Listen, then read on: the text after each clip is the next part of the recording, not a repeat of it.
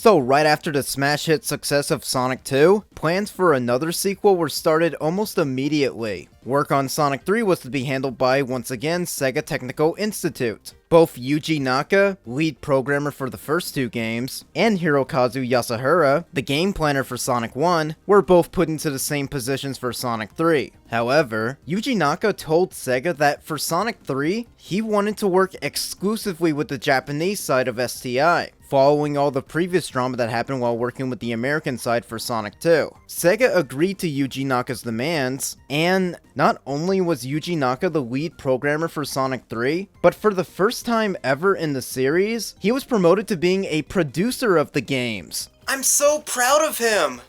What should also be public knowledge by this point is that Sonic Team was in Japan working on Sonic CD, the American side of STI was eventually put in charge of making Sonic Spinball, and another company called Compile would work on Dr. Robotnik's Mean Bean Machine. All three of these games came out just a few months apart from each other in late 1993.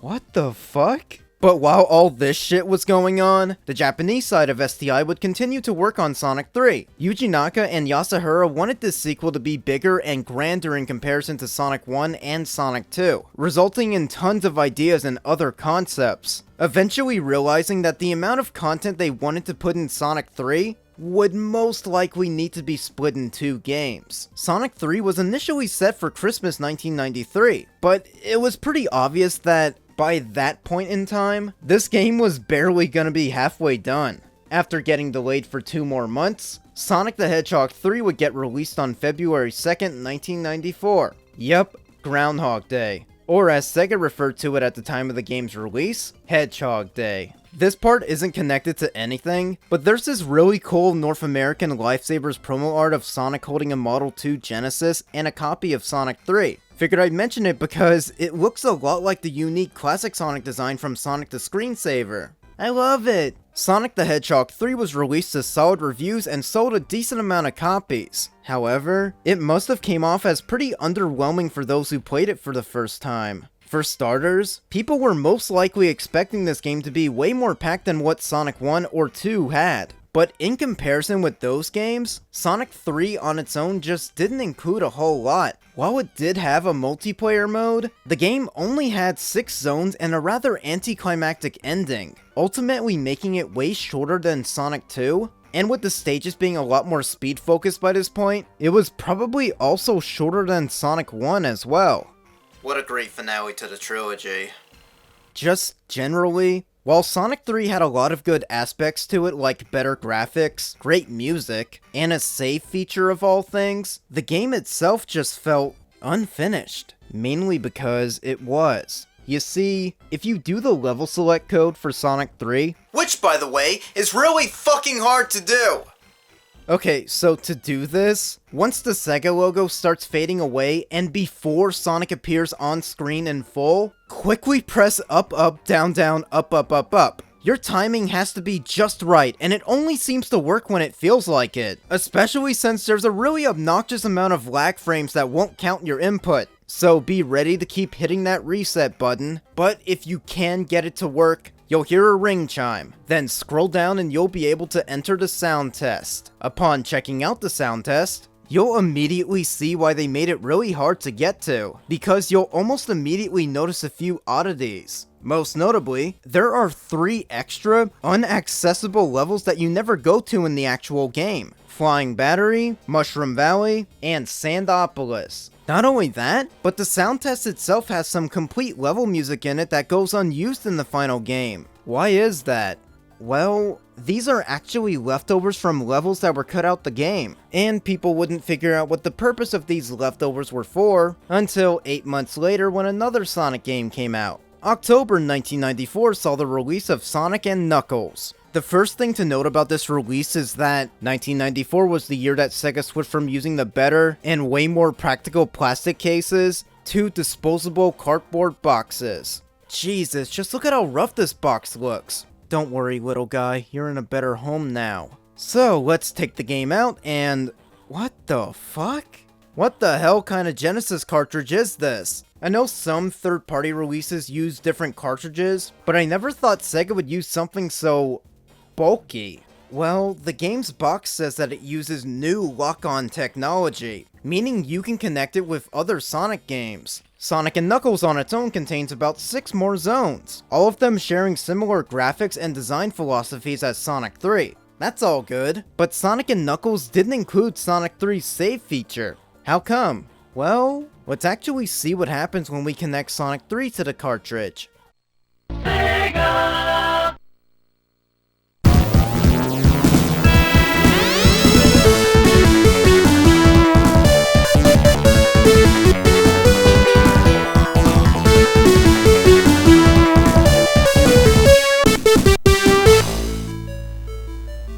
This, ladies and gentlemen, is what Sonic the Hedgehog 3 was always meant to be. Sonic 3 and Knuckles. Initially, Sonic 3 was meant to be one game, but due to constant delays and other issues, Yuji Naka and company decided to cut the game in half. So they polished the first 6 levels for Sonic 3 to get released in February 94, then spent the next 8 months finishing up the rest of the game as Sonic and Knuckles. It must have been a pretty unique concept of connecting one game to another game to get the full experience of a huge game. Mind you, Genesis games were pretty pricey back then, and maybe forcing people to buy 2 games at full price just to play one game was probably a bit pricey. You gotta feel bad for the parents back in the early 90s trying to buy their kids every single Sonic game. But whatever, this shit's still pretty cool. I first got to play Sonic 3 back around summer 2007 on an actual Sega Genesis. This was the same summer where I also first got to play Sonic 2 and Sonic Spinball as well. I remember enjoying Sonic 3 over Sonic 2 at the time. I just liked the way 3 looked better, and I also really liked Knuckles. I remember wishing I could play as him, but I didn't have access to Sonic and Knuckles at the time. And I didn't play Sonic 3 and Knuckles in its entirety until early 2012, when I was trying to track down and beat every classic Sonic game. I remember recording me beating the game via an emulator, and I uploaded the full playthrough to my now defunct gaming channel Cooper Plays Games. Sadly, I deleted the playthrough and didn't hold a copy of the video files. I really would have liked to keep copies of my first time playing through this game, mainly because Sonic 3 and Knuckles might just be my #1 favorite Sonic game in the whole series. Wow, someone saying Sonic 3 and Knuckles is their favorite game in the series?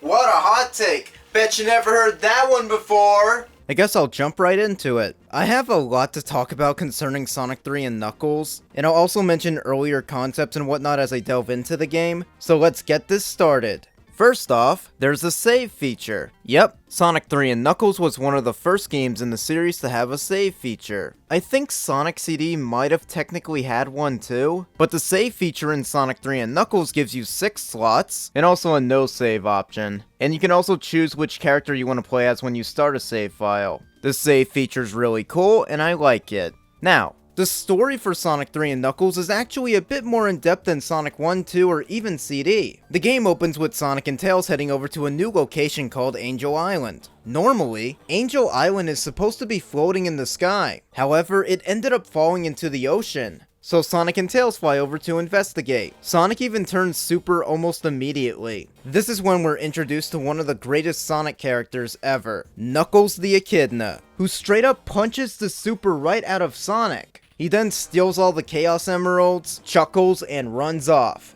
Probably the coolest introduction to any character ever. Knuckles was designed by Takashi Yuda, whose design was chosen in a similar fashion to how Sonic and Tails were made, with Yuji Naka and company wanting to introduce another major character for the Sonic universe. Knuckles was originally going to be green, but was changed to red after a few focus groups, mainly consisting of children, thought the red look was more appealing. Takashi Yuda initially meant for Knuckles to be nothing more than a supporting character for the series, but his popularity from Sonic 3 alone eventually led to Knuckles getting a bigger role in Sonic and Knuckles, which pretty much signified that Knuckles was now a major character. I love Knuckles. His design is rad, the boxing gloves are sick, the Lego shoes are dope, and he's just a chill dude I could hang with. He's got that godlike energy to him. He also has a pretty interesting arc in Sonic 3's story. Getting back to that, it's made clear that Knuckles is working in cahoots with Dr. Eggman, who's also back and has reconstructed the Death Egg once again. So it's up to Sonic to get the Chaos Emeralds back, foil Eggman's Death Egg plans for a second time, and not to mention, deal with Knuckles' shenanigans.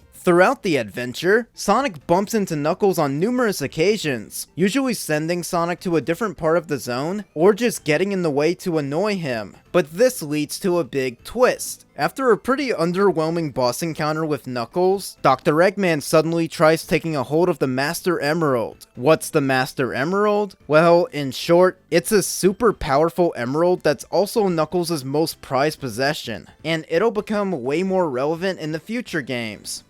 Kind of. This is the Master Emerald, your pride and joy, and so is me.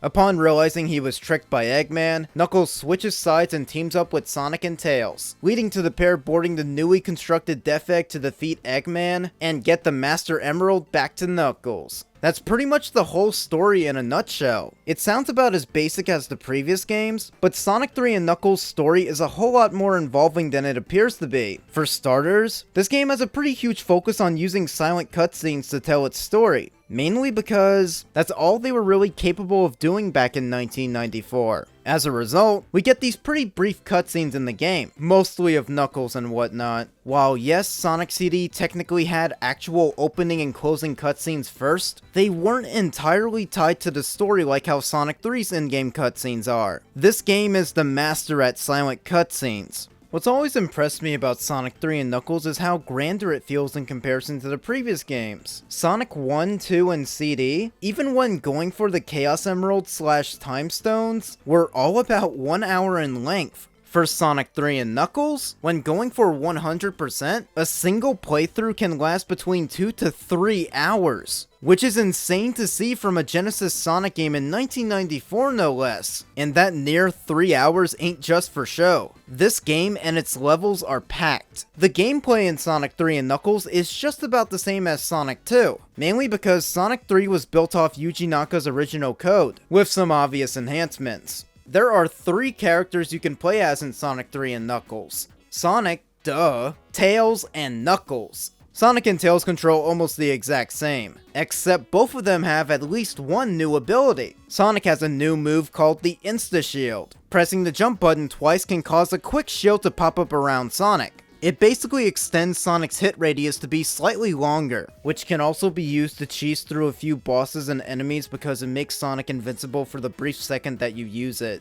I love the Insta Shield. It's a very basic move, but I like using it whenever I can. Staying a bit on topic, a very early prototype for Sonic 3 alone was released for the first time back in November 2019. The ROM was dumped by a user called DRX, who's also been responsible for dumping a ton of old Sonic prototypes back in the past, some of which I've mentioned in previous videos. So thank you for all your contributions, DRX. While this prototype is called the November 3rd, 1993 build, ROM header data claims the build is actually from October 1993, making it the earliest version of Sonic 3 we have available. This version of the game includes a few strange differences, like Sonic is still using his Sonic 2 sprite and all. However, Sonic also had a drop dash-esque kind of move. Yeah, Sonic 3 was originally gonna have a drop dash, nearly 23 years before Sonic Mania had it. This move is obviously not in the final game, but you could use it in the prototype by holding up when jumping, which is a bit different to how it works in Mania. It's pretty fucking wild that Sonic 3 almost introduced this iconic move, and according to Christian Whitehead, it was just an uncanny coincidence that they made the same move in Sonic Mania. That's so crazy.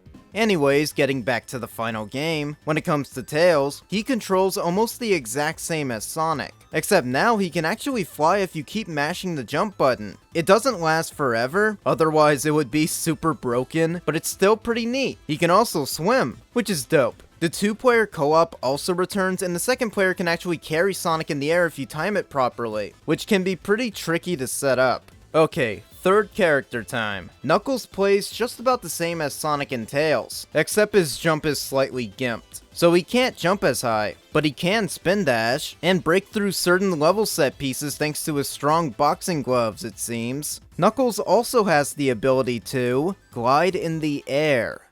How the fuck? He can also glide into walls to climb them, which is sick. Though, one weird thing about Knuckles is that his sprite when he looks up is weirdly off-center. I have no clue why, but great. First the Sonic 1 title screen is off center, and now Knuckles can't even look up properly. Oh well. So yeah, Knuckles is a pretty badass character, but he's only playable in Sonic 3 whenever you lock it on with Sonic and Knuckles. He wasn't playable in the original Sonic 3, even though there were a few hints that he was originally going to be. I remember the person who let me play Sonic 3 and the other games on his Sega Genesis would watch me play Sonic 3 sometimes, and every time Knuckles appeared, he would always make a comment like, "Man, I wish Knuckles was playable in this game." So I'm gonna guess his parents couldn't afford to get Sonic and Knuckles back in the 90s. How sad.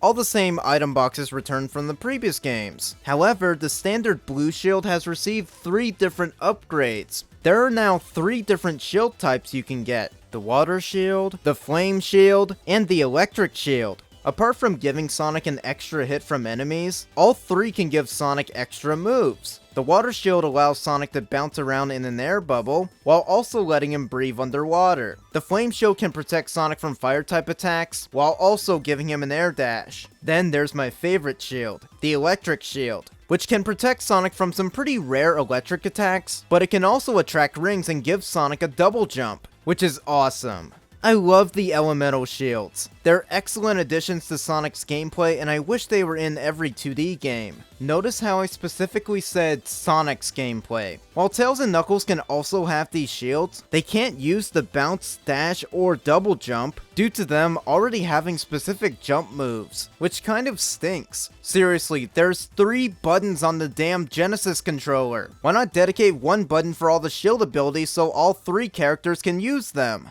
Dang. Also, one neat detail that I feel kinda mixed on is that if you try going underwater with both the electric or flame shields, you immediately lose them. Remember this detail because I'm gonna be bitching about it in a future game. One of my absolute favorite parts of Sonic 3 and Knuckles are the bonus stages. First off, remember how you got to the special stages in Sonic 2 by collecting 50 rings and passing a checkpoint post? Well, that mechanic returns in Sonic 3, but you don't need 50 rings. It's more somewhere between 20 and 50. And when you jump into the sparkles, you'll go to one of the 3 bonus stages. There's a gumball machine, there's a slot machine, and there's one with glowing spears. The bonus stages can be used for collecting more rings, elemental shields, and even some extra lives. I think the glowing spears one might be my favorite. I found it a little odd to control at first, but I got the hang of it pretty quickly. The gumball machine is so dope. I love the idea for this one. But the slot machine is probably my least favorite, mainly because you can actually lose rings here thanks to the returning deadly 3 Eggmen. Apart from that, I do like how this bonus stage is a neat little callback to Sonic 1's special stages. The bonus stages are super rad and I recommend going to them whenever you can. You can actually tell which bonus stage you'll be going to by closely looking at the sparkles. They can appear white, red, or orange. When it comes to the level design in Sonic 3 and Knuckles, hold on guys, I'm gonna go look up the definition for perfection and... oh shit, that adds up. Since Sonic 3 and Knuckles was handled almost entirely by a bunch of perfectionist Japanese devs, who also had the experience of working on Sonic 1 and Sonic 2 under their belts, well, they did it. They fucking did it. The level design in Sonic 3 and Knuckles is pretty freaking excellent. Every level has a perfect balance. There's solid portions where you can run super fast, they all have a great sense of platforming, and they feel much wider in scope. Now, this isn't Sonic CD levels of scope, but Sonic 3 and Knuckles has a ton of layers to its level design. So much so that almost every level has major highlights to them that I can remember, which I'll delve more into when I get to the level breakdown. A great thing about all the levels is that each zone has its own level layouts designed around Sonic, Tails, and Knuckles' abilities. Sonic has a pretty standard run through the levels, Tails has his own areas that he can fly up to, and Knuckles has alternate routes that Sonic and Tails can't get to. In fact, Knuckles' campaign actually takes place after the events of Sonic 3, but instead of fighting off Eggman, Knuckles is going after a Batnik called Egg Robo. This is a pretty neat idea, and some levels are slightly altered to reflect that Knuckles' story is set after the main game. However, Knuckles' campaign is also slightly harder than a regular Sonic or Tails playthrough, so he's personally my least favorite character to play as, but I do still have fun playing his story. Basically, try to look at it like this. Tails is easy mode, Sonic is normal, and Knuckles is hard mode. pretty simple to understand. If anything, it just adds more to this game's amazing replay value. In fact, I've played through Sonic 3 and Knuckles so many goddamn times in the course of over a decade that I don't think I have a favorite level. They're all good. For the levels in the other games, I could easily pick a favorite. Sonic 1, Starlight Zone. Sonic 2, maybe Metropolis Zone. Sonic CD, Quartz Quadrant, no doubt. Sonic 3 and Knuckles? Do I have to pick one? Honestly, picking a favorite level in Sonic 3 and Knuckles is like asking me to pick a favorite child. Like, sure, some of them have serious issues, but in the end, I love them all. Actually, I have played through Sonic 3 and Knuckles so many times that if there are legitimate issues with the level designs, they're almost not a problem for me at all. Most likely because with all my experience and intense knowledge of Sonic 3 and Knuckles, I have mastered the levels to a point where I remember where all the annoying parts of the levels are so I can embrace myself for them whenever they happen, or I could just find ways of convincing myself that they're not actually that big a deal. Now I know what you're thinking. Yeah, I probably could have done way more productive things with my time on this planet. Like maybe instead of mastering the credentials of a Sega Genesis game split in two back in 1994, I probably could have done things that are way more helpful, like learn a second language or get laid. But, you know, fuck you. When it comes to the graphics, I really think this is where the Sonic games peaked on the Genesis in terms of looks. Every zone looks insanely well detailed and is super pretty. I always loved the concept of how this game takes place almost entirely in one location, that being Angel Island. Not only do the levels look great, but they also help add to the story with certain hints and other elements placed in backgrounds and whatnot. The flow and general progression of every level is spectacular. One of the most notable changes in Sonic 3's graphics is Sonic's sprite. He looks way edgier than his Sonic 1, CD, or 2 sprites, and I honestly love it. This is easily my favorite classic Sonic sprite. I just love seeing the evolution of Sonic's designs in these games. It's so cool. Even though Sonic Mania going back to the Sonic 1 and 2 sprites felt like a bit of a step backwards. What also greatly enhances the look of this game, what's probably the most interesting and important aspect of Sonic the Hedgehog 3 and Knuckles, the music. Now, the topic of Sonic 3 and Knuckles soundtrack could seriously take up a full video on its own. In fact, a few people have made videos on the topic, and to put it in a bigger perspective, Sonic Retro has two totally different and separate development pages for just Sonic 3 alone. One for the actual game development, and another one just for the music. To try to paraphrase it as best as I could, right after the release of Sonic 2, the composer of the first two games, Masato Nakamura, was originally brought in to do the soundtrack for Sonic 3. He unfortunately left early on in development after financial disputes with Sega, along with the company apparently wanting to outsource the game's music to a different composer. Who? Michael fucking Jackson, the king of pop himself. This is where the story gets a bit lost in translation. It's not entirely confirmed, but Michael supposedly visited Sega Technical Institute to congratulate them on Sonic 2, since he was a big fan of the games at the time. This apparently led to an anonymous employee asking Michael if he wanted to work on the music for Sonic 3. Michael agreed to work on the music, and brought in his own sound team to help. This team apparently consisted of Bobby Brooks, Daryl Ross, Geoff Grace, Doug Gribsby III, C. Sirocco Jones, who's credited as Sirocco in the final game, and probably one of the biggest contributors to this game's soundtrack, Brad Buxer. Remember that name.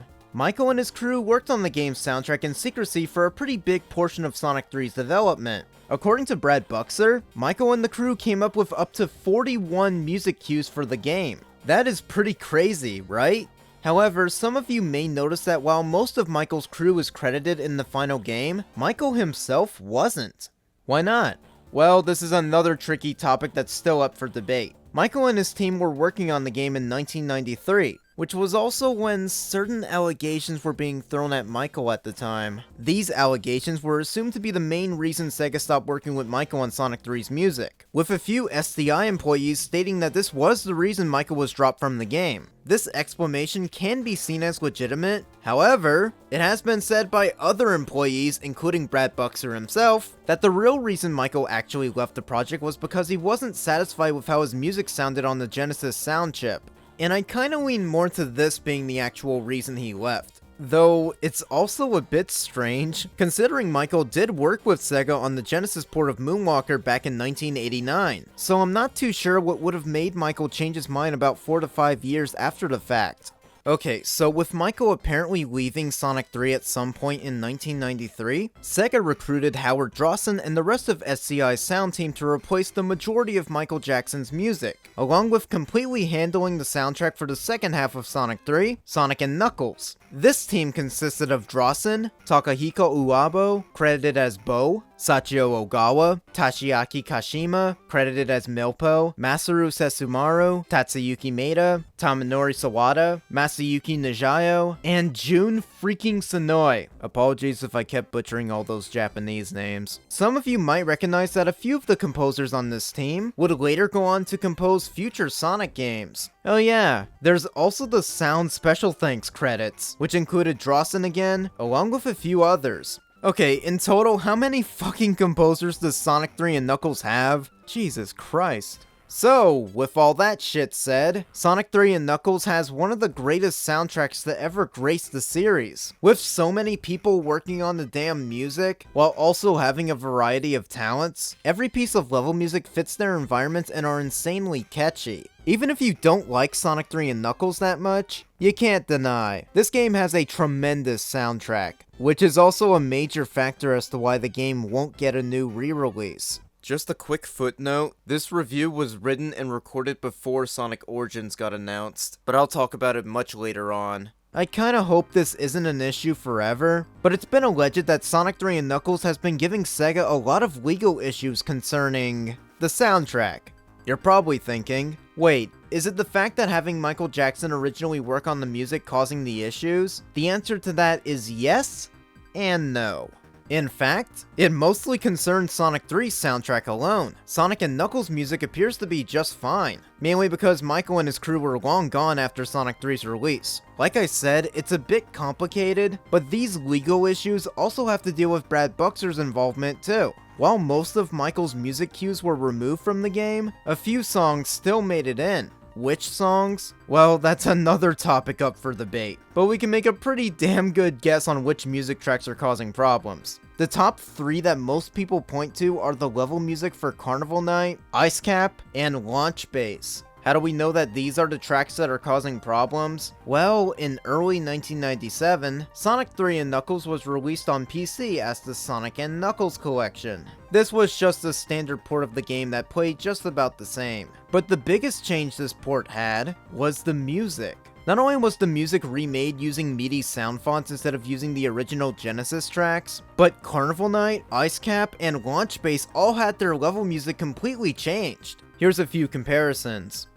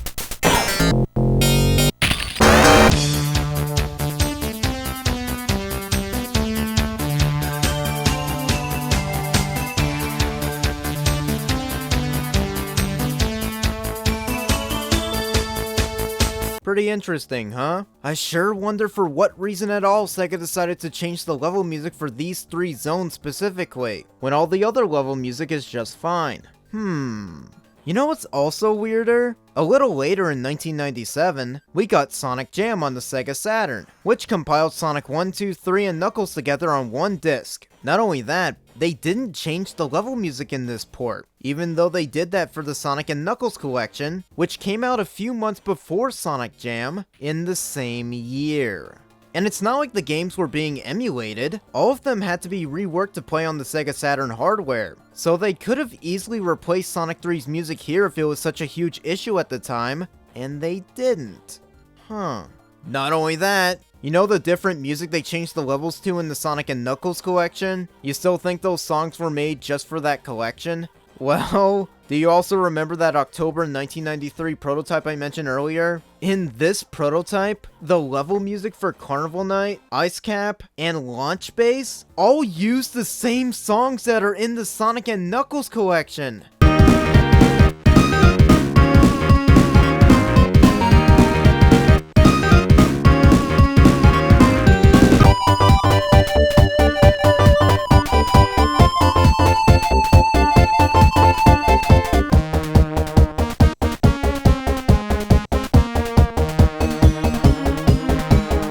What the fuck is going on? So you're telling me the level music they changed it to in the Sonic & Knuckles collection wasn't specifically made for the Sonic & Knuckles collection, but it was actually just using the original prototype music all along to avoid possible legal issues, even though the Sonic Jam port came out the same damn year and it was just fine? Hold on, if this prototype was dated as October 1993, 4 months before the final game release in 1994, does that mean that between this time period was when Michael Jackson, Brad Buxer, and everyone else worked on the game? If they worked on the game early on in development, then why does the prototype from October 1993 use earlier music when the final game still allegedly uses some of Michael and Brad Buxer's songs? Oh my god, my head hurts! So yeah, we can debate forever if Michael Jackson was involved or not with Sonic 3's music, but it's all but confirmed that he was pretty much part of the project at some point. To add more fuel to this fire, Naoto Oshima claims that Michael apparently sent in an audio tape of him doing a cappella for a few level tunes. I can't find any confirmation on this, especially since I don't think Oshima was even involved with Sonic 3 at all, mainly because he was supposed to be working on Sonic CD at the time. But if this audio tape does exist somewhere, I really hope we'll get to hear it someday. And if it could also clarify which level tracks Michael apparently worked on, that would be great.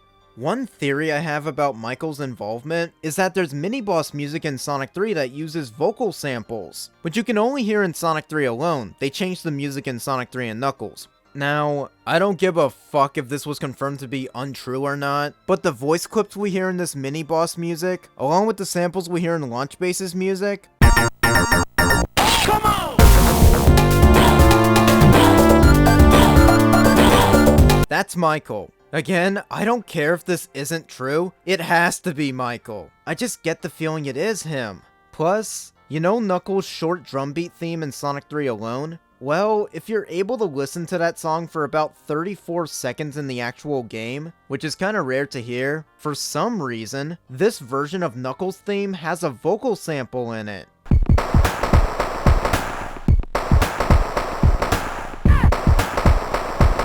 Now, I know a lot of you skeptics out there are gonna be like, Cooper, that's all in your head. That's not Michael Jackson's voice. But to further back up my claims, if you play Sonic 3 locked on with Sonic and Knuckles, just like the mini-boss music, they also changed Knuckles' theme.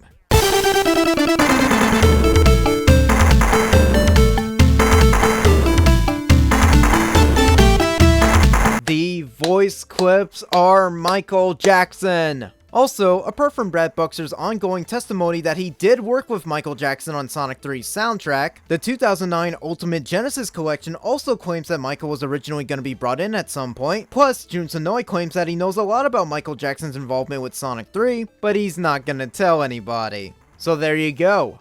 Okay, here's one last thing I'll mention about Sonic 3's music. To further add to how Sega's having legal issues with Brad Buxer, you remember Ice Cap? I played a sample of it earlier in the review, so you're very likely familiar with it. Well, in the 1980s, Brad Buxer made a song called Hard Times when he was in a band called the Jetsons. But while the song was made back in the 1980s, it didn't actually get released until 2006, a whole 12 years after Sonic 3. And upon hearing the song for the first time and also being aware of Brad Buxer's involvement with Sonic 3, many Sonic fans, including myself, made a very crazy discovery. Now, if you've never heard this song before, Well, I can't really play a sample of it to demonstrate this because I don't want to risk a copyright claim, so I recommend pausing the video for a bit, opening a new tab, and looking up Hard Times by the Jetsons. Seriously, pause the video and go look up the song. I'll give you a moment. You're back? Okay. Isn't that shit so fucking crazy? To make it even funnier, in 2020, Hard Times was released on a special vinyl that featured Ice Cap on the front and back covers. The back cover even uses the official Sonic the Hedgehog font, with little to no legal threats from Sega since they're pretty fair with most people who use their IPs. And you know what specific color they made the vinyl itself? I shit you not. The color of the vinyl is literally Sonic Blue. Way to go, Brad. You absolute fucking Chad. The Jetsons might be a pun on the Jetsons by Hanna-Barbera, parentheses, now part of Warner Brothers, IMO. No shit, really? Okay, enough about the damn music. Let's talk about the levels. Sonic 3 and Knuckles has about 13 zones that each character can go to, slightly more than Sonic 2's 11 zones. And Sonic 3 is off to an amazing start with Angel Island. I adore this zone, possibly my favorite starting level in a Sonic game. It's excellently designed and the jungle aesthetic looks really nice. Obviously, as Sonic, the level starts out with Knuckles punching the Super Sonic right out of him. Then about halfway through Act 1, the whole jungle catches on fire, which still looks aesthetically nice in a kind of morbid way. Another thing you'll notice in Sonic 3 is that the first acts now have a mini-boss. A super cool idea, and this first mini-boss is pathetic, especially with the fire shield. After you beat a mini-boss, the signpost falls out the sky, but you can actually jump at the signpost and make it fly around for a bit. And if you make it land in the right spots, you can get an extra ring box or even a new shield. These motherfuckers made the signpost fun to play with. Instead of Act 1 fading away, it actually seamlessly transitions into Act 2, which I really like. Angel Island Act 2 is one of my personal favorite levels in the game just for the music alone. Because one really fucking cool thing about Sonic 3 and Knuckles is that each act has two different arrangements of the level music. Seriously, if I could marry a level tune from a Sonic game, it would be Angel Island Act 2.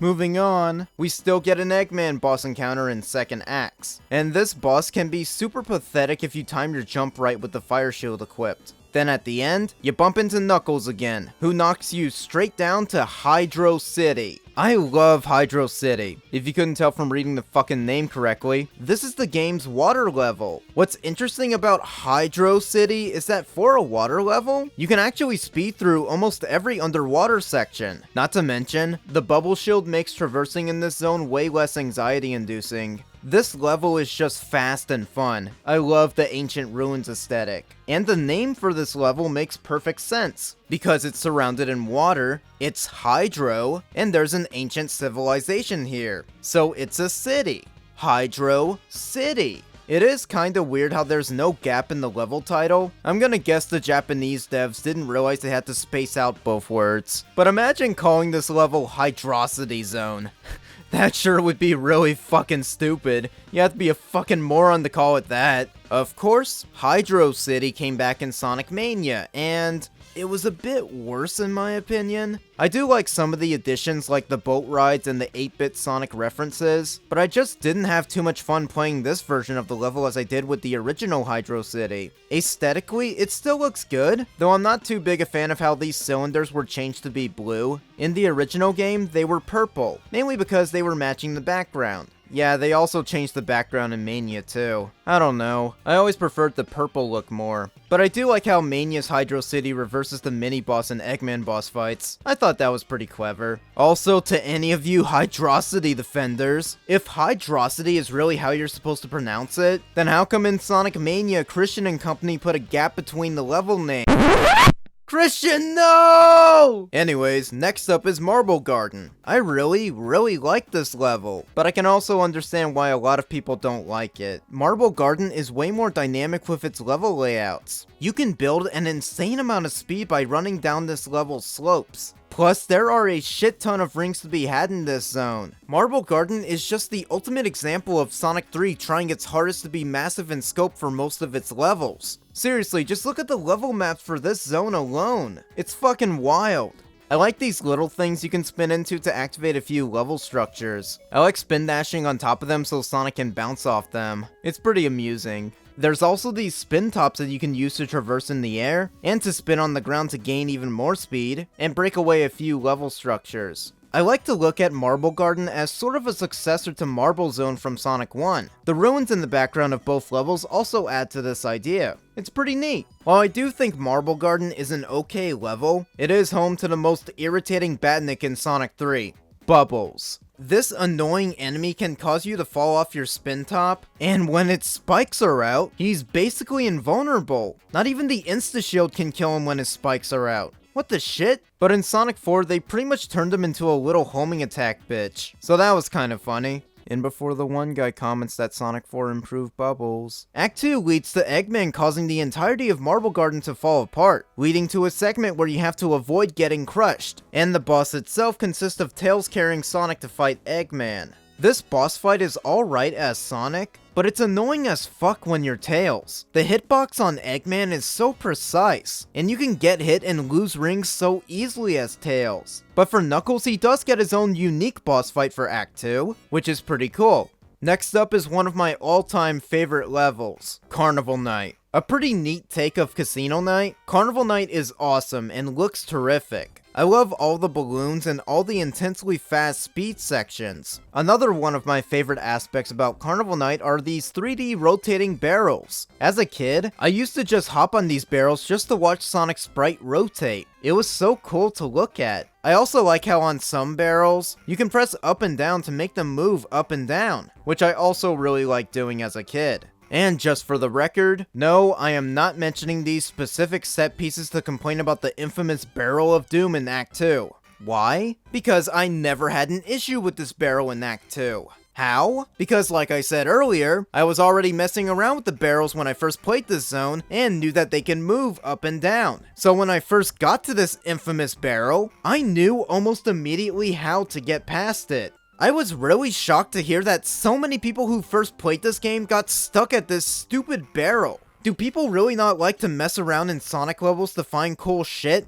Good lord. Again, I just love how colorful Carnival Night is. One of my most favorite parts is how in Act 2, Knuckles shuts off the lights. The darker color palettes look really cool, though if you're playing the game in a dark room, god damn does your TV glow up when the power turns back on. One detail I like about the differences between the main story and Knuckles' story is that for Sonic and Tails, there are areas in Carnival Night that are submerged underwater, since Angel Island crashed into the ocean. But these same areas in Knuckles' story have no water in them since they raised Angel Island back into the sky in the main game. And again, Knuckles' story takes place after the main campaign. Also, going back to the October 93 prototype, obviously the music is different. However, the color palette for the underwater areas are also incorrect. But I kinda like the way they look. I know they're technically wrong, but I do like the purple tint when you're underwater. It looks kinda nice. Back to the final game. Interestingly enough, Knuckles doesn't even get a second act boss in Carnival Night. He just reaches the animal capsule and that's it.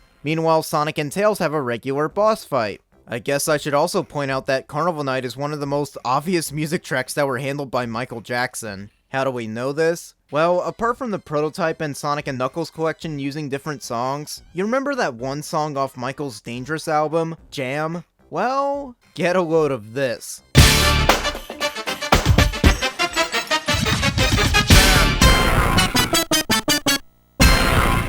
God damn it, Michael! You're not even trying to be subtle with this one! Also, here's another cursed thing about Sonic 3. Someone on Twitter pointed out that there's apparently a spring in Carnival Night that's 1 pixel off the wall. Good god. This game is ruined. What am I gonna do now that my favorite Sonic game forgot to make sure that this one fucking spring wasn't 1 pixel off the wall? Okay, next up is Ice Cap. A definite fan favorite, and it's pretty obvious why. Act 1 starts off with a cool snowboarding cutscene. You can't really do much besides jump, but it's still cool. That was not a pun. Ice Cap is easily one of the most beautiful and memorable levels from Sonic 3, in terms of graphics and music. Though, like Carnival Night, Ice Cap's music is most likely one of the tracks made by Michael Jackson and his team. If not by Michael, then most definitely by Brad Buxer. Need I bring up the hard time similarities again? My favorite version of Ice Cap's music is most definitely the second act. It sounds really pretty. Figured I'd add this in, but it's a real damn shame that Ice Cap is causing legal issues with the music. Like, in my opinion, it's one of the best tracks ever composed for a Sonic game, and they could pretty much never reuse it in any fashion. Like, remember the amazing Sonic 30th Anniversary Symphony? Sonic 3 and Knuckles got its own medley, and Ice Cap easily could have fit into that. It would have sounded beautiful, but unfortunately, Sega couldn't use it. Though I think it would have been funny if they decided to orchestrate the prototype music instead. That would have been hilarious. Next up is Launch Base, which was also the final zone in Sonic 3 alone, meaning we're at the midpoint of Sonic 3 and Knuckles. This is the level where we see the Death Egg has been rebuilt, and is about to launch back into space, hence the name of the level. My headcanon for Launch Base is that this entire zone was never originally on Angel Island, so I like to assume that Eggman built it here just for constructing the Death Egg again. But Carnival Night? That was Knuckles' idea, for sure. That shit was here way before Eggman showed up. I love how all throughout Act 1, we just see the Death Egg in the background. It's such a cool detail. Then at the end of Act 2, the Death Egg begins taking off, leading to Sonic and Tails having to stop it from heading back to space. One interesting difference about Launch Base Act 2 between Sonic 3 alone and Sonic 3 and Knuckles, upon beating Eggman, Sonic and Tails have to fight another boss, Big Arms. Big Arms served as the final boss for Sonic 3 alone since Launch Base ended up being the last level in that game. So I guess they included this boss as sort of a compromise, like, this is totally the final boss, we swear. It's a pretty cool boss fight. But if you play Sonic 3 connected with Sonic and Knuckles, you don't get to fight Big Arms as Sonic or Tails, but you do get to fight him as Knuckles. Probably because Knuckles' story is meant to be harder. But I do wish Sonic and Tails had the option to fight Big Arms as well. So after Sonic and Tails defeat Eggman, they stare as the massive Death Egg falls back to Angel Island. Good lord, imagine the earthquake. One super interesting piece of unused sprites in Sonic 3 is that there was actually a fleeing Eggman animation of him flying towards the falling Death Egg. I kinda wish this animation was still in the final game. It looks super cool. I should also mention that after beating Big Arms in Sonic 3 alone, you see the Death Egg kind of explode, and you also get to see the end credits. And to further add to the Michael Jackson conspiracy theories, take a gander at the end credits theme for Sonic 3 alone.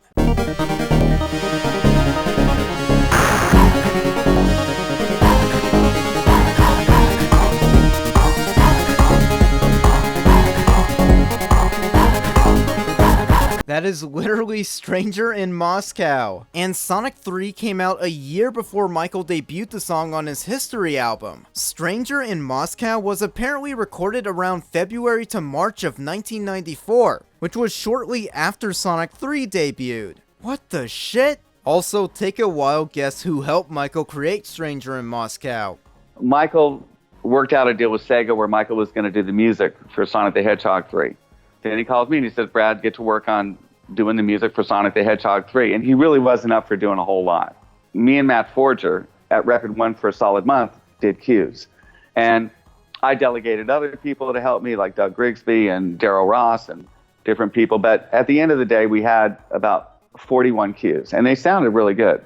And so now we're in Moscow playing concerts there. And I come there and he's really, really sad. And there's a piano there, an upright piano. And he goes, just start playing something.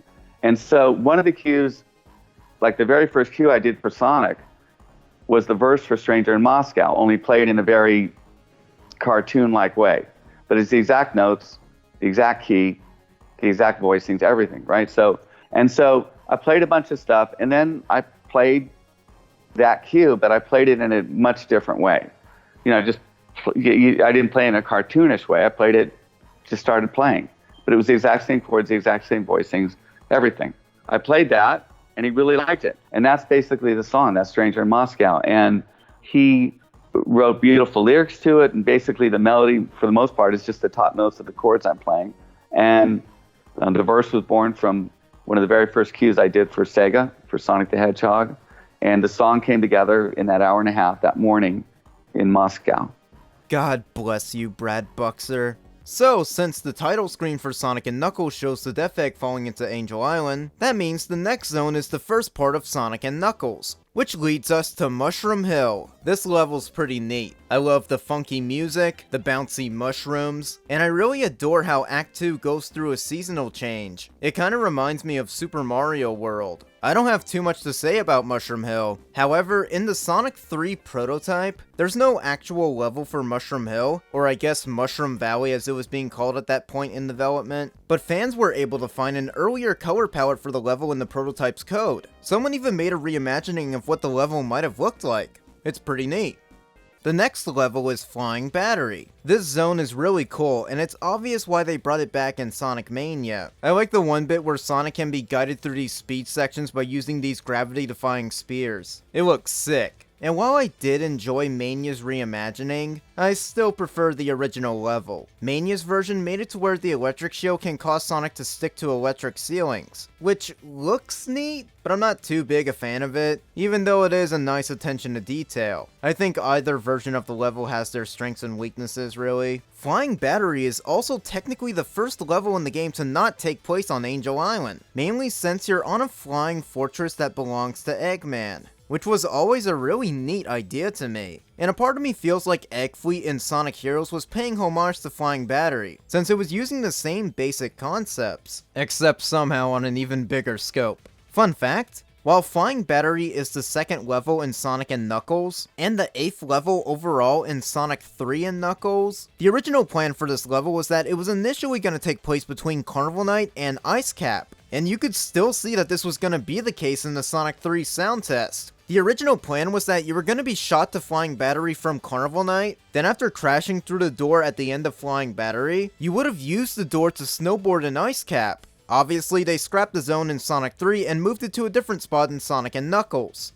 Fascinating. Even though it's really simple to beat, I do like how the mini-boss in Act 1 is a literal animal capsule. That was an interesting twist. The Eggman boss is pretty average stuff too. But when you first encounter Eggman in Act 2, he shows off probably the stupidest invention he's made so far. It's just the Wing Fortress boss from Sonic 2, except you can't jump up to hit it. Instead, you just have to avoid the laser and then wait for it to slowly destroy Flying Battery. Why the fuck did Eggman build this? It literally took down this entire level. Good God.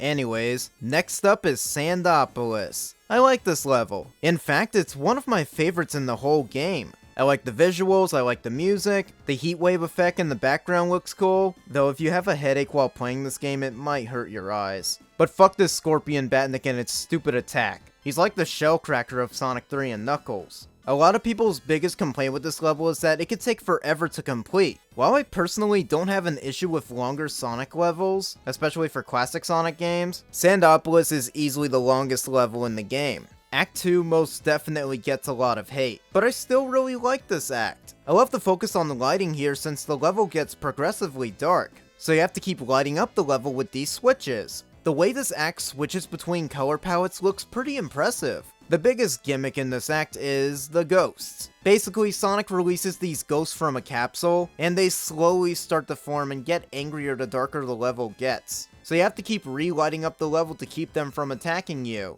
This can be a bit obnoxious, but it doesn't bother me personally. I still really like the idea of how Knuckles' version of the level takes place after the main story, so whenever he gets to Sandopolis, the ghosts are already out and running about. Great attention to detail, even though you might get killed quickly since you don't have rings at the start. Going back to Act 1, the mini-boss is this rock enemy that you can either knock into the quicksand yourself, or you could just lead it to jump right into the quicksand. Your choice. In Act 2, we fight another statue, being controlled by Eggman this time. However, you know what the name of this boss just so happens to be? The Egg Golem. What? After beating Sandopolis, we fall right down into Lava Reef. Lava Reef, obviously, is surrounded by tons of lava and fire hazards, so this zone can be super irritating unless you get the flame shield. Actually, Act 1 is where most of the lava elements are located. In Act 2, the level turns blue and has fewer fire elements to look for. Lava Reef is one of my favorite zones in the game. I love the aesthetic and I adore the music in both acts. Of course, Lava Reef was brought back in Sonic Mania, and I really liked a lot of the additions that Mania incorporated, mainly the backgrounds with those sick-ass looking volcanoes. However, one thing about Mania that I'm still perplexed about is that this level takes place after Oil Ocean, which, unlike Lava Reef, is not on Angel Island. Seriously, can someone please explain this to me? Did the submarine in Oil Ocean really jump all the way to Angel Island to reach Lava Reef? Look at the amount of distance this damn sub would have had to jump in order to do this. Holy fuck. One thing I liked that Mania did was that in the original Lava Reef, you bump into this random machine just drilling into the ground, only to land in lava and fall apart. Well, that machine was made into a mini-boss for Lava Reef in Sonic Mania. I thought that was pretty cool. There wasn't too much info on earlier versions of Lava Reef. Most beta versions of Sonic and Knuckles didn't have a huge amount of differences, but we would actually end up finding some interesting beta stuff from, of all places, the October 93 prototype. There's leftover data in the ROM for Lava Reef. A fan went out of their way to restore some of the level's earlier assets, and it looks pretty interesting. The color palette is much different to how it looks in the final game, but I do prefer the final look for Lava Reef. Still, this was really cool to find in that Sonic 3 prototype. This will probably be the last time I'll bring it up for now.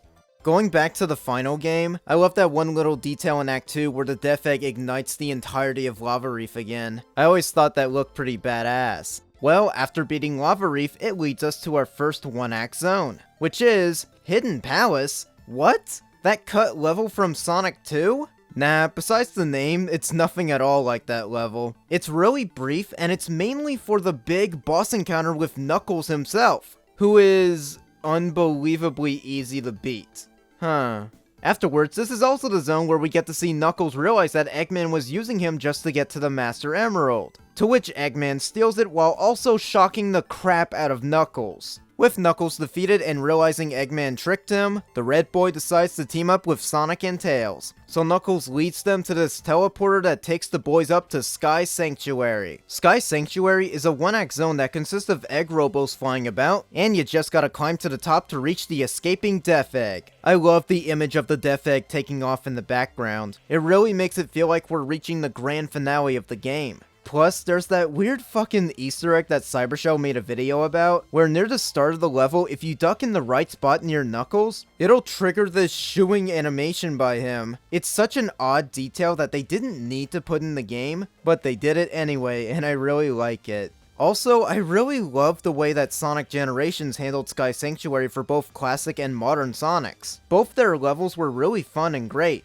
Yeah, that's all I've got to say about the Generations remake. The visuals look nice, the remixes sounded awesome, and I really like it. Plus, seeing a proper 3D Death Egg model in the actual games for the first time was really fucking cool. But if there was one thing missing from the Generations remake, it was the most obvious enemy from Sky Sanctuary, Mecha Sonic, who is one of the most underrated versions of Metal Sonic ever. And he's also greatly underused too. In this zone, you fight him 3 times. The first 2 times are callbacks to Sonic 1's Green Hill boss and Sonic 2's Metropolis boss. And the final encounter is you fighting him on his own, which is piss easy.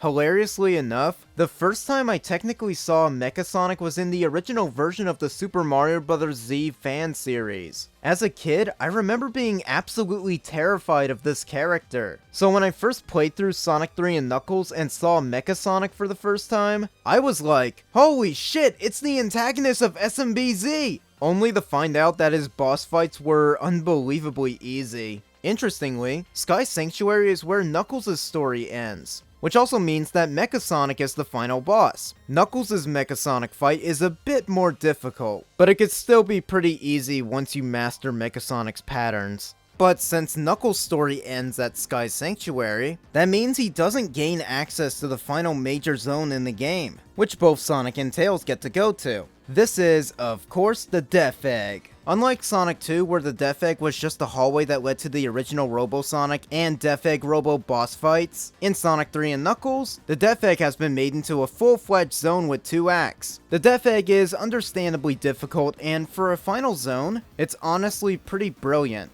Act 1 is solid enough, with some fun set pieces like the disappearing floors, the amount of electric shields you can find. This is one of the only levels with electric attacks that the shields can protect you from. And of course, there's the loop-de-loos. Really pointless set pieces that don't add anything to the level design, but it still looks cool. I really like the background in Act 1. It always reminded me of Return of the Jedi. Death Egg Act 2 is where things get a bit annoying, but I still really like it. This act introduces these anti-gravity mechanics, so you'll find yourself running on ceilings and whatnot. This zone is just crazy as hell, and while it's a great final level, I'd probably say this is my least favorite one in the game. Yes, I think Sandopolis is better than Death Egg.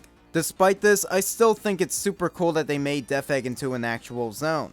Oh yeah, Sonic Forces brought the Death Egg back, and gave one of its levels to Classic Sonic, which ended up being one of the most soulless and underwhelming recreations of Sonic and Knuckles' Death Egg ever. Seriously, I almost forgot to mention that Forces even brought this zone back at all. That's how boring I thought this version of the level was. In comparison with how amazingly well Sky Sanctuary was handled in Sonic Generations, which came out 6 whole years before Sonic Forces, was pretty pathetic.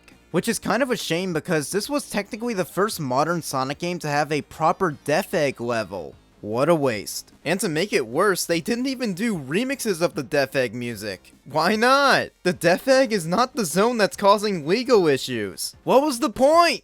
Moving on, with the Death Egg being the last zone, this clearly means we also encounter the final boss. After beating the normal Act 2 boss, we end up facing off another massive Eggman Robo, this time dubbed the Great Eggman Robo. But some of you may recognize him as Malicious Fingers, which was the name of the OC remix from the Project Chaos album. Great fucking album, by the way. If you love Sonic 3 and Knuckles soundtrack, and you also love overclocked remixes, then go listen to this album if you haven't. It's wild that Project Chaos turns 15 this year. The Great Eggman Robo has Sonic smashing its fingers at first, which leads to a second phase where it's using a massive laser weapon powered by the Master Emerald. This final boss is incredible. It's probably my favorite final boss in any classic Sonic game. I get the feeling that Sonic 3 and Knuckles was made with the mindset of, this is gonna be the final Sonic game. It feels like a great end to the trilogy plus CD. Not to mention, the final boss music is one of the best songs in the game. It just sounds so grand and epic. I absolutely love it.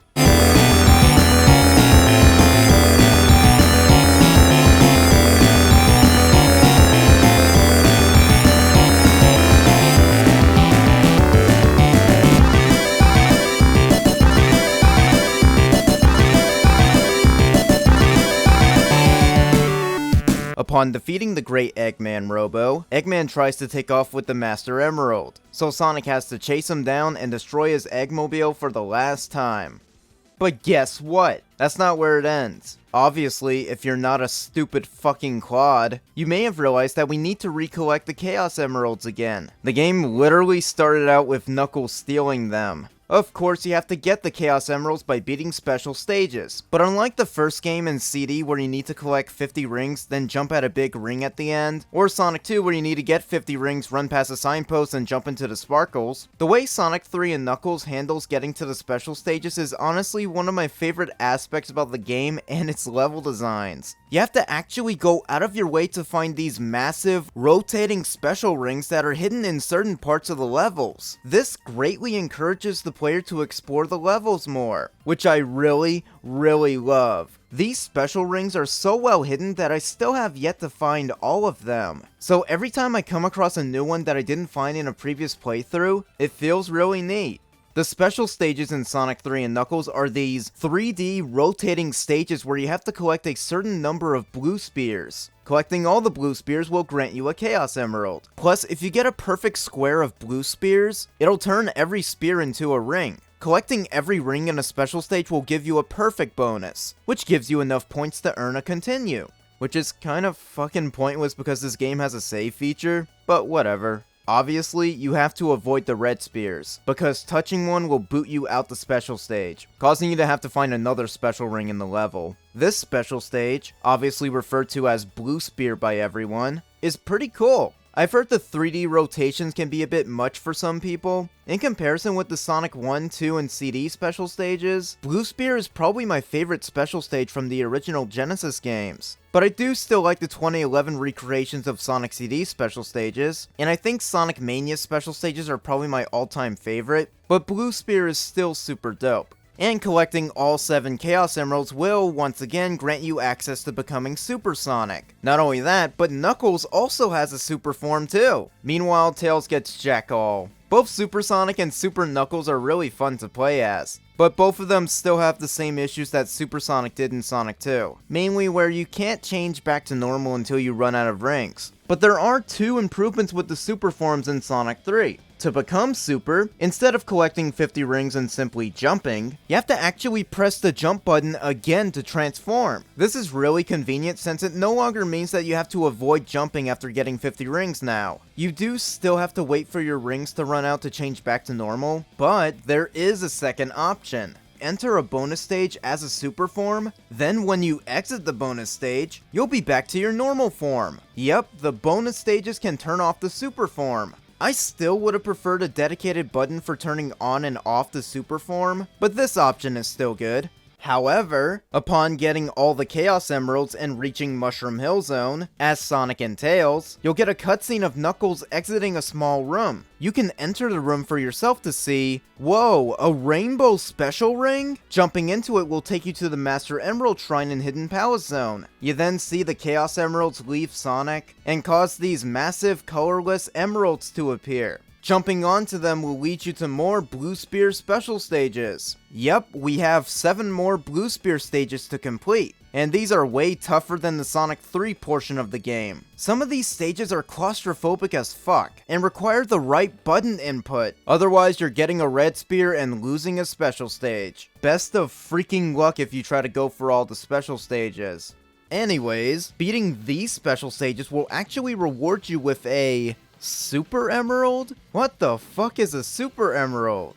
Well, they're a gimmick that, at this point in time, has only appeared in Sonic 3 and Knuckles. Not even Sonic and Knuckles alone included them. It's only Sonic 3 and Knuckles that really utilize the Super Emeralds. So what happens when you collect all 7 Super Emeralds? You'll gain access to Hyper Sonic and Hyper Knuckles. Case in point, these two are literal gods. Hypersonic is glowing every color of the rainbow, has an air dash move that can also act as a double jump, and he can breathe underwater. Plus, using an air dash causes the screen to flash white, which kills every Batnik that's on screen. It looks rad as hell, but I wouldn't be shocked if I heard that this flash effect hurts people's eyes. Also, defeating Knuckles as Hypersonic is still one of the funniest things I've ever seen. But seriously, how could a god expect to beat another god?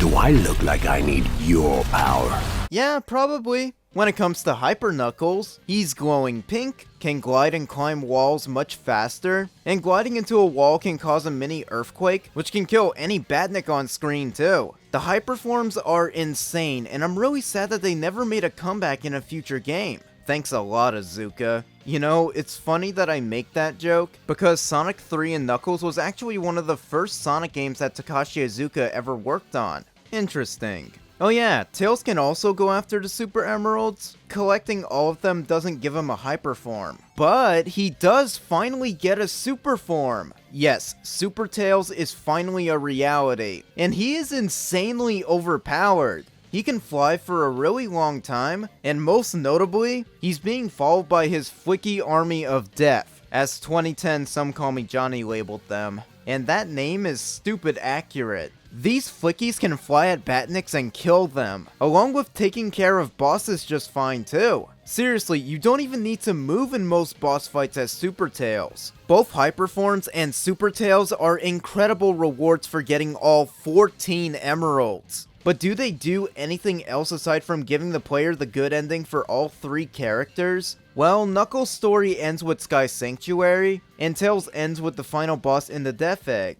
For Sonic though, collecting either set of emeralds will give him access to the true final zone, Doomsday Zone. Doomsday Zone involves Sonic transforming and chasing down Eggman, who's still trying to make one last effort to escape with the Master Emerald. You can still get to this zone as Super Sonic, but I still recommend getting Hyper Sonic because it'll give you a better ending. The first part of Doomsday Zone involves avoiding a bunch of asteroids and missiles, leading Sonic needing to direct Eggman's homing missiles back at him to take him down. Then, in the brief second phase, you dodge more asteroids and just ram into Eggman until he starts blowing up. While Doomsday Zone sounds like a pretty basic level, for the finale, it's pretty epic.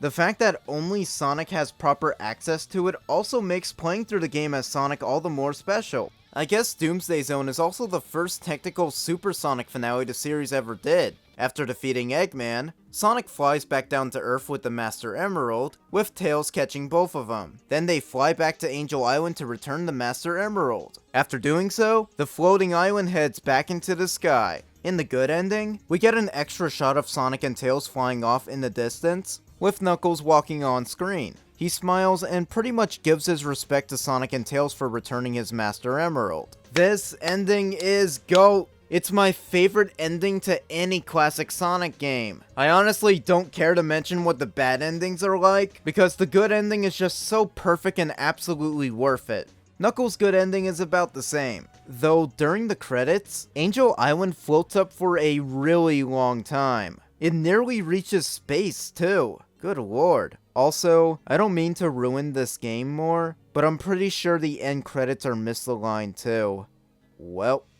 When it comes to the extra content in Sonic 3 and Knuckles, well, there's competition mode. This is pretty much the main multiplayer mode, but you could also play it as one player too. Unlike Sonic 2's multiplayer where you had access to 3 full stages and the half-pipe special stages, instead, Sonic 3's competition mode includes 6 original zones. The zones are Azure Lake, Balloon Park, Chrome Gadget, Desert Palace, and Endless Mine. These are just mini levels that are mainly about just running 5 laps around the level. There's also a few items and stuff that can be used to throw off the other player. It's not an amazing multiplayer mode, but with how packed Sonic 3's single player mode is, I still like that they added this in. Plus, each of these levels have their own original music, which all sound great. The music in Balloon Park would make a comeback in Sonic Heroes, plus Jun Sonoe made an awesome remix of the song in Sonic Generations. While we're on that topic, Endless Mine's music is literally just an early version of Escape from the City from SA2. I'm not joking, look it up. And that's pretty much all that Sonic 3 and Knuckles has to offer. But I guess focusing on the Sonic and Knuckles cartridge, well, if you put Sonic 2 on the cart, it'll let you play as Knuckles in Sonic 2.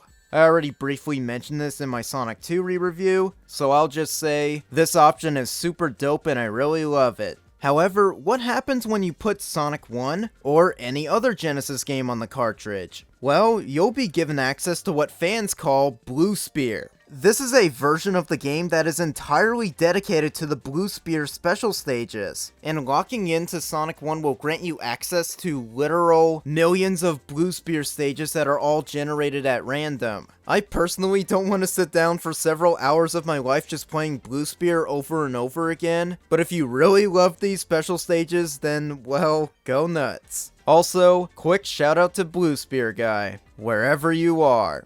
And that's pretty much all of Sonic 3 and Knuckles that I have to talk about. Basically, this is my favorite Sonic game of all time. Even after nearly 10 years of playing through it again and again, I still love this game. Hell, just for this review alone, I've had to play through this game about 12 to 13 times, and across 3 different versions too, 2 of which I'll get to in just a moment. And after all that, I still can't get enough of this game. Sonic 3 and Knuckles is just jam-packed with so much content. It's insanely replayable, it looks fantastic, it controls brilliantly, the soundtrack is incredible, the scope is outstanding, it perfects so much about the level design, and it's just a perfectly crafted game.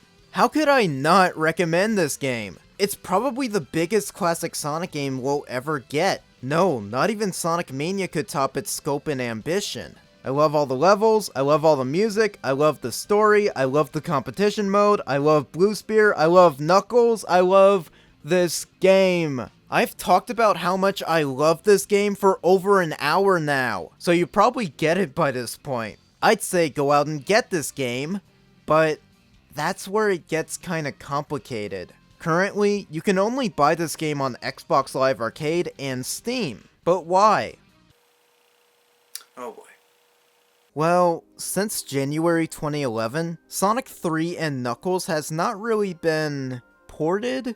Initially, Sonic 3 along with Sonic and Knuckles were always included on Sonic game collections. You know, like Sonic Jam and the Mega Collections. But when it comes to Genesis game collections, Sonic 3 and Knuckles has almost always been left out, even though Sonic 1 and 2 are there just fine. Both Sonic 3 and Sonic and Knuckles were released on the Wii Virtual Console in September 2007 and February 2010 respectively. The Sonic and Knuckles port even had lock-on abilities with Sonic 1, 2, and 3. Obviously, if they're gonna sell this game, they should always include the lock-on features. Sonic Jam even had the ability to do that, plus the lock-on games were unlockable in Mega Collection. But when it comes to, say, other 7th gen game consoles, well, the Xbox 360 got ports of both Sonic 3 and Sonic and Knuckles on the Xbox Live Arcade, which you can still get today, even if you have an Xbox One or a Series X. However, this port isn't that great, mainly since it was handled by Backbone Entertainment.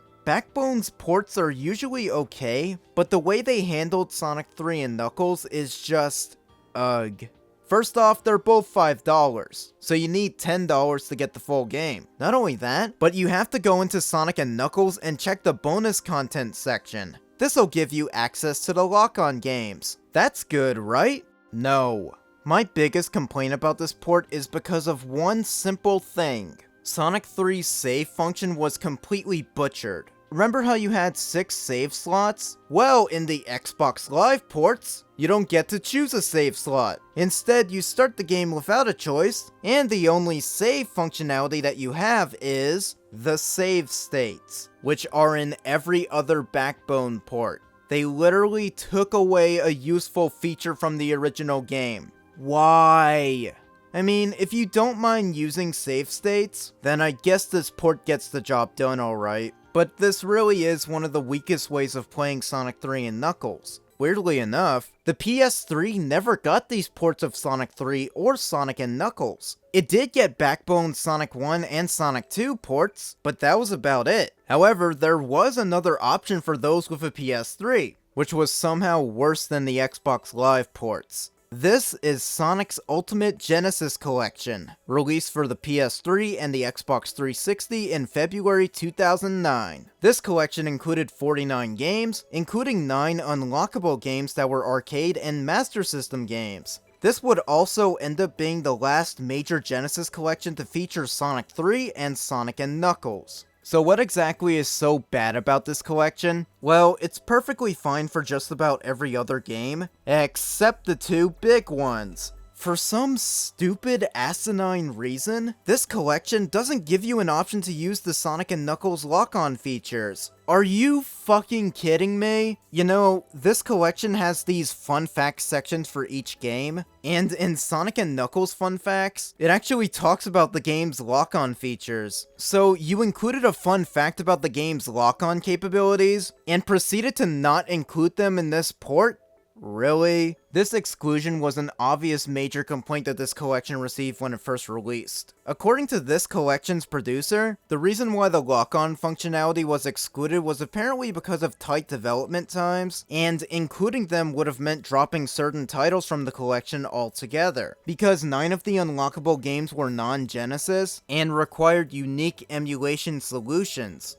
What the fuck are you talking about? You're really trying to tell me you couldn't fit more than one emulator on a multi-gigabyte Blu-ray disc? How big were the damn ROM files? You really couldn't fit these teeny tiny megabyte Genesis ROMs on a 25 gigabyte Blu-ray disc? Plus the Xbox 360 disc also held up to nearly 8 gigabytes. What kind of emulators were you using? You fucked me again, Backbone Entertainment. Fun fact, the title of this collection in other countries just plainly called it the Sega Mega Drive Ultimate Collection. But when they released it in the States, they felt the need to title it Sonic's Ultimate Genesis Collection. Like Americans were too fucking stupid to remember what a Sega Genesis was, so they had to slap Sonic on it just to sell copies. Fuck this broke-ass collection. You know what the worst offense with this collection is? Looking on the back, it clearly shows a screenshot from Sonic 3, but it mislabeled the game as Sonic the Hedgehog 2. Boy, sure hope someone got fired for that blunder. Hell, even though this other collection doesn't even have Sonic 3 and Knuckles on it, you'd be much better off getting the Sega Genesis Classics collection. It's the one collection available for PS4 and PS5 users, which also means that those users don't have access to Sonic 3 and Knuckles, which sucks. And if you're a Nintendo user, well, time to crank out that Wii or Wii U, then homebrew it so you can install Sonic 3 and Sonic and Knuckles on it, because the Wii Virtual Console is long dead, and Sega Genesis games are not on the Wii U Virtual Console, mainly because Sega of America didn't want to support the Wii U, so ha ha. Also, remember Sega M2? The people who did the Nintendo Switch ports of Sonic 1 and 2? Well, they've apparently said that there are no plans for a Sonic 3 and Knuckles port. Not to mention, remember those excellent mobile remasters of Sonic 1 and 2 by Christian Whitehead and Simon Tomley? Well, at the end of their Sonic 2 port, the good ending shows the Death Egg crashing into Angel Island. Then the end screen basically teased that a Sonic 3 and Knuckles remaster was also on the way. Actually, Christian and Simon both created this proof of concept video showing Sonic 3 and Knuckles running on mobile devices, and it looked like it was going to be just as good as their Sonic 1 and 2 ports, and not to mention Christian's Sonic CD port in 2011. Unfortunately, even though Sega was offered this great port, they ultimately declined Christian and Simon's offer to remaster Sonic 3. Why? Well, if you thought this review has already gone on for long enough, you're probably right, but tough shit, I still got more stuff I want to bring up. This leads us to the Steam port of Sonic 3 and Knuckles. Yes, Sega put the game on Steam as one game, which is ideal. This Steam port, to my knowledge, remains the last time Sonic 3 and Knuckles was ever ported. But why? So, remember Brad Buxer? Well, apparently, after the Steam port was released, I think him or someone else must have realized, wait a minute, why aren't I getting royalties for this game?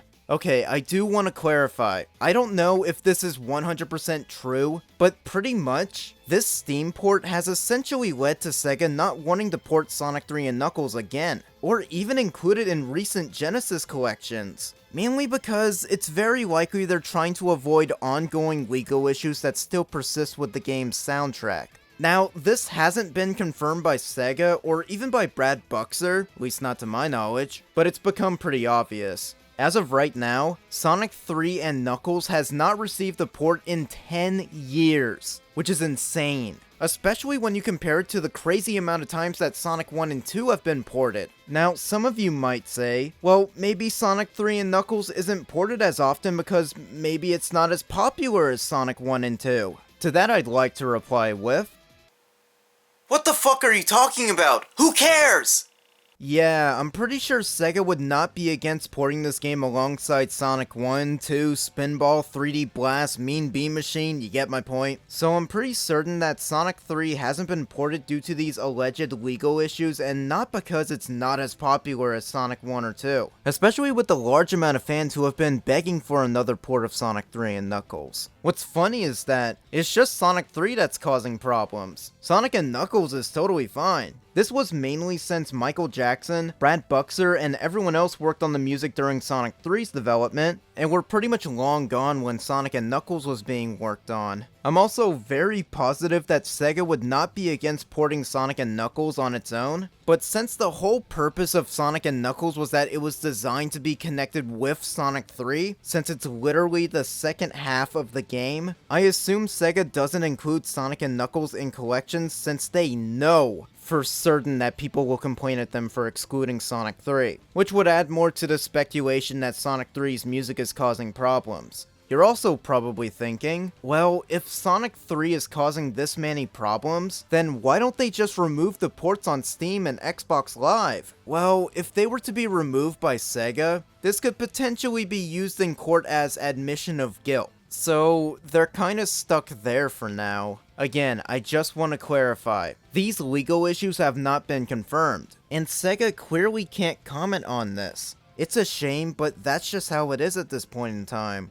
So please, stop asking the social media team about Sonic 3's legal issues. They can't comment on it. Leave them alone. And please don't go harass Brad Buxer either. Okay? Are we clear? Okay.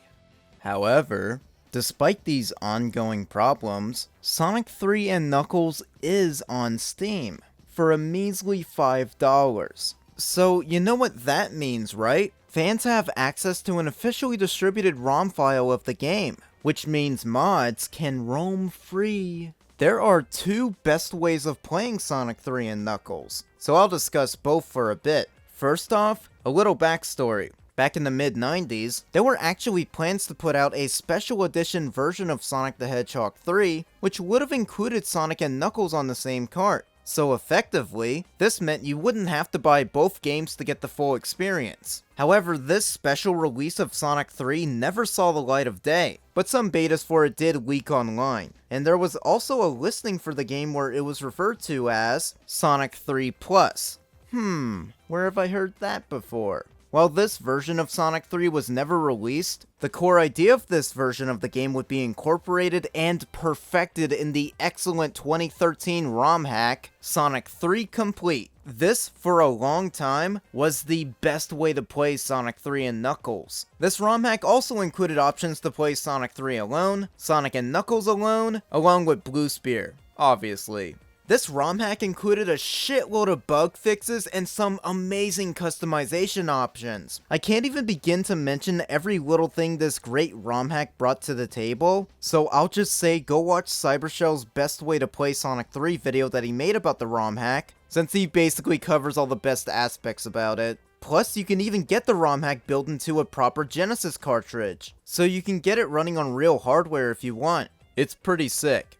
But what if you don't want to play Sonic 3 and Knuckles with all the limitations and other issues with playing on Genesis hardware? Well, there is a second option, and honestly, it's probably the best option you can choose. Ladies and gentlemen, this is Sonic 3 A.I.R, a fan project that initially began as a demonstration showing Sonic 3 running in widescreen, and eventually turned into a full-fledged HD port of Sonic 3 and Knuckles. The way it works is that you have to own the game on Steam. It could work with any ROM of Sonic 3 and Knuckles, but the creator of A.I.R heavily recommends buying the ROM on Steam. That way it could be the most legal way of playing it. Sonic 3 A.I.R runs on a self-made engine that rips all the assets and everything from the Sonic 3 and Knuckles ROM, and basically reverse engineers the game to run on PC hardware instead of emulation. This project was created by a Sonic fan known as A.I.R, who has essentially made the HD widescreen port of Sonic 3 and Knuckles that Christian Whitehead and Simon Tomley wanted to make about a decade ago. Not only will I shout out A.I.R, but I also want to give one to DJ Spin Dash, who remastered all of Sonic 3 and Knuckles' sound and music, just so A.I.R could both look and sound good. Great fucking job, boys. Hell, they even went out of their way to make A.I.R compatible with Mac. Yep, it's not just exclusive to Windows. Shit, even Linux users have an option to play Sonic 3 A.I.R as well. That is incredible. You're probably thinking, yeah, the widescreen support and other things are cool, but I kinda miss all the customization options and all the other things that Sonic 3 Complete had. I felt that way too. But guess what? Sonic 3 Air also has a majority of those options too. If you're also thinking, but Sonic 3 Air is still missing key features from Sonic 3 Complete. Well, Sonic 3 Air is mod supported, and fans have been going out of their way to port over most of Sonic 3 Complete's options to be usable in Air. Not everything from Complete is here, but there's still a lot, plus even more mods if you're browsing Game Banana and whatnot. Honestly, Sonic 3 Air was a pleasant surprise for me, and I'm really happy it exists. But I'll still commend Sonic 3 Complete for pretty much setting the foundation for Sonic 3 Air to perfect. Try to look at these two options like this. You want to play the best version of Sonic 3 and Knuckles, but still on Genesis hardware? Well, play Sonic 3 Complete. Or if you want a Christian Whitehead and Stealth-like remaster, and with most of the same customization options from Sonic 3 Complete ported over, then get Sonic 3 Air. Both sides win. Alright, I'm gonna quickly try to add this in, because I'm sure a ton of you are gonna leave comments calling me out for this. So yes, I am aware of the Sonic Origins collection. Though, as of right now, I really hope we get more info on it soon. Ozuka said it was gonna come out before the second movie, which is in April, so hopefully we'll get something in early 2022. I guess right now I'll say that I'm happy that they're gonna most likely use the Christian Whitehead ports. I'm just really hoping that Christian and Stealth are involved in some way, because otherwise I'm kinda concerned. Especially since Sonic 3 and Knuckles is finally gonna get a remaster. Like, I'm sure it's not gonna be better than Sonic 3 Air, like that's impossible, but it's still gonna be an official remaster. That's really cool. Also, if they caved and decided to just change the music to Ice Cap, Carnival Night, and Launch Base, then whatever. Like, yeah, it sucks, but as long as Origins is coming to Steam, we could just mod the original music back in. So it'd be better than nothing. I'm gonna assume they're just gonna use the prototype music like in the Sonic and Knuckles collection, but I guess we'll have to wait and see. Also, I do want to play this clip from my original Sonic 3 and Knuckles review from 2016. You'll see why in a bit.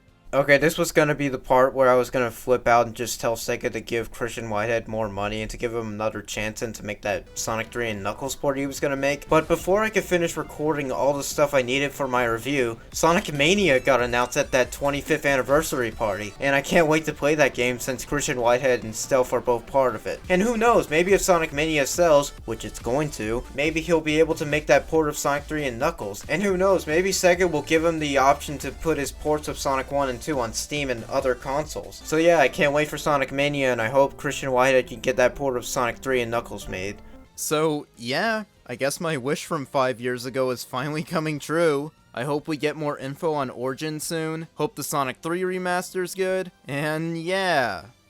Okay, I have talked enough about Sonic 3 and Knuckles. So I'll end this review by thanking everyone who was involved with making this game, while also giving shoutouts to others. Obviously, huge thanks to Yuji Naka, Hirokazu Yasuhara, Takashi Iizuka, the entirety of Sonic 3's sound team and composers ranging from Michael Jackson's crew, and the STI sound team, including Jun Sonoya, Howard Drossen and company. Shout out to Brad Buxer. Also, special thanks to Naoto Oshima. He didn't work on 3 and Knuckles, but he still designed Sonic, so that's respectable. I also still would like to hear that alleged audio tape that Michael Jackson sent in. If that actually exists somewhere, then let's hope it gets leaked soon. Next, I want to give a shout out to the Sonic 3 Complete team, which are all of these people right here. Thank you all for making what was, for a long time, the best way to play Sonic 3 and Knuckles. You all did an outstandingly good job. And of course, special thanks to the creator of Sonic 3 Air, Eukaryote, plus the rest of his team, including DJ Spin Dash and company. Thank you all for making what is hands down the best way to play Sonic 3 and Knuckles. Keep up the great work, every single one of you. I love y'all.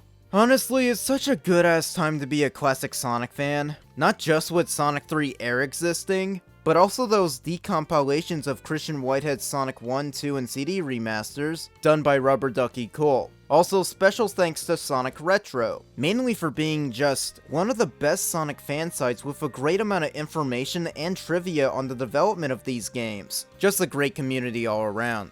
A weird shout out, but special thanks to Mode5.net for providing excellent, high quality recordings of Genesis soundtracks off authentic hardware. That was where I got the soundtrack for Sonic 3 and Knuckles. I also got a few soundtracks for use in other videos too. This is also probably the best way to get Sonic 3 and Knuckles soundtracks, since there's no way in hell Sega will ever be able to release an actual soundtrack album for it. There actually was a soundtrack album released in 1994 called Sonic and Knuckles, Sonic the Hedgehog 3, which contains synthesized remixes of music mostly from Sonic and Knuckles. So I'm not really sure why Sonic the Hedgehog 3 is in the title. The arrangements are okay. There was also a remix of the Sonic and Knuckles theme by Howard Drawson, included on the 1996 album, Sega Tunes Virtual Sonic. It sounded really good. Also, quick shout out to the Brickster, who's been uploading some really cool remasters of old video game music uncompressed, including a few Sonic tracks, so go check out their channel if you have not. One last person I'll shout out is, of course, Cybershell. I feel like I've given him a shout out in most of my Sonic reviews lately. And obviously, I recommend checking out his Sonic 3 bonus video. It's pretty epic. And that just about wraps it up, I hope. I love Sonic 3 and Knuckles, go play Sonic 3 A.I.R. I'll see you all in the next review, and thanks for watching.